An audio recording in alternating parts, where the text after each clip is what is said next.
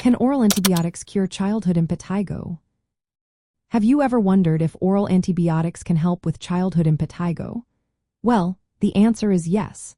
Oral antibiotics can effectively cure this skin infection, especially when it is more severe or covers large areas of the skin. Impetigo is a common bacterial infection that often affects children.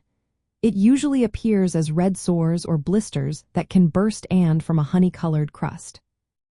The two main bacteria that cause impetigo are Staphylococcus aureus and Streptococcus pyogenes.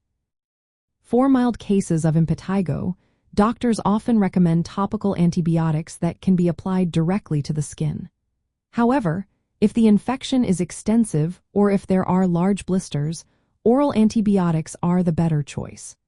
Treatment with oral antibiotics typically lasts about 7 days, but it may be extended if the infection does not improve as expected.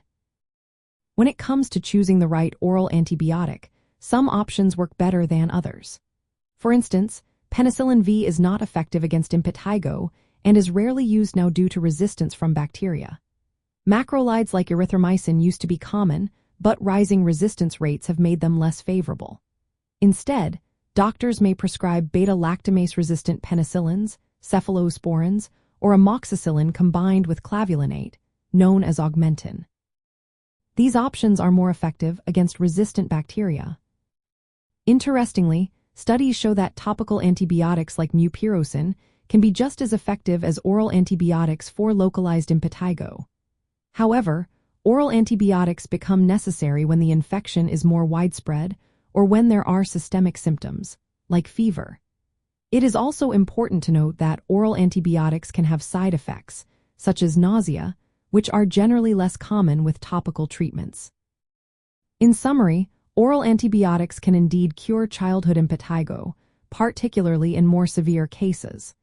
The choice of antibiotics should take into account local resistance patterns, and treatment usually lasts about a week.